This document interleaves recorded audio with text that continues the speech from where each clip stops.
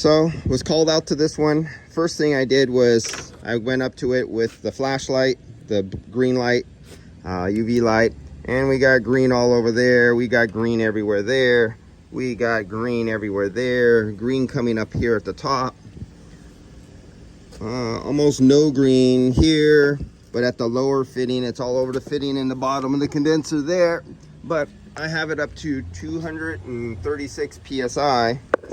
And it wasn't until there I could hear it. I didn't break out my ultrasonic. I was just going for the repair. This is like 14, 16 fins per inch, so it's definitely not a Denso. Now here's where the thing comes in. Aftermarket condenser. Aftermarket condenser, sometimes they're where they place the brackets will push the condenser forward or backwards, not in the exact location. Aftermarket fan, the way they mount the plastic, forwards or backwards. Now what I do know, it's physically rubbing, physically touching the tubes of the condenser. I can hear a hissing sound from inside here. I put the bubbles on the fittings that are down here, down there. This has 4 fittings. So it has fittings here and fittings on the other side and from up underneath. And there's no bubbles coming from the fittings from the O-rings. It's coming from the center, and the hissing sound I could hear is like right in here. And so this is where I said, not my fault.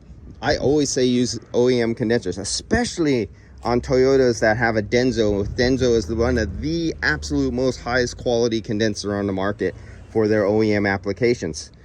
And this kind of stuff happens.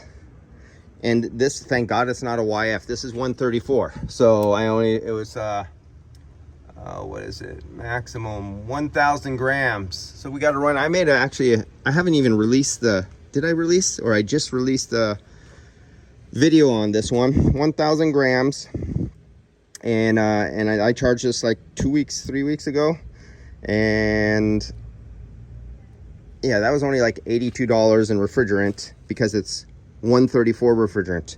If this was YF refrigerant, that would have been over 2 pounds, 2.2 pounds. So we're looking at $460 in just refrigerant. Not only mentioned that I'm back out here today and I'm charging $204 to locate this leak, which I found here. So that's $204.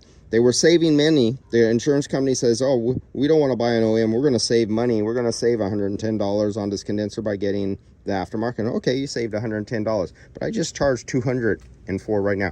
And we're going to save $80 on this aftermarket fan that's rubbing the condenser. So you saved right there. Well, now I have to come back and I'm going to charge another $400 to charge it back up.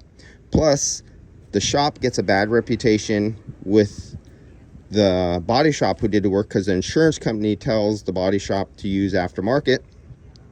So when you want to be a direct, you got to sometimes do what they say. So in this case, it was aftermarket. So now the insurance company, the body shop has a bad reputation with the customer. Customer is back here. Customer has to go into a rental car. And now the body man, if he's on a bonus program or if he's on any program that'll take, when he has to spend time that's not on a job he's on, it's going to take money out of his pocket. The body guy is not going to be happy because he has to take all this apart to replace this and replace this again. And if he was on something, it's not his fault that the shop owner decides to suck cock of the insurance company to lay in bed to get work.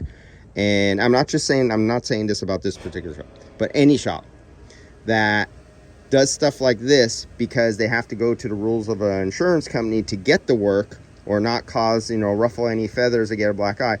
It's not the body man's fault that shit is chosen, okay? So the body man should get full pay all over again. If he has a bonus program, a spiff program, a percentage program, whatever it is, the body shop man is to get paid double. And I'm out here doing this again and I'm getting paid double. And that's how it works. If you don't do what I say Toyota, get that OEM Denso. If you don't do what I say, this stuff happens. I've have too many videos out there. This is another case. See you guys. If you don't choose the right condenser, and there's no way to know, if you don't choose the right condenser by getting an aftermarket, it's a complete gamble. And I still hold this true.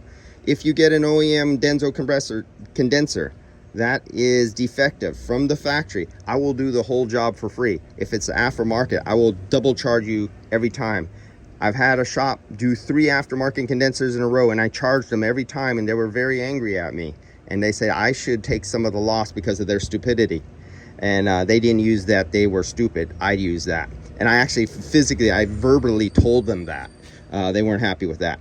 And then they put on the OEM, and then it stopped leaking. And they had 3 different manufacturers, aftermarket condensers that leaked on them. You have to go out of your way to find the scummiest of the scum to get the cheapest of the cheap. But that's how the insurance companies want you to be, because you, the body shop, and you, the technician, will lose money for what the insurance company's decisions are. They're not worried. All right, see you guys. Have a nice day.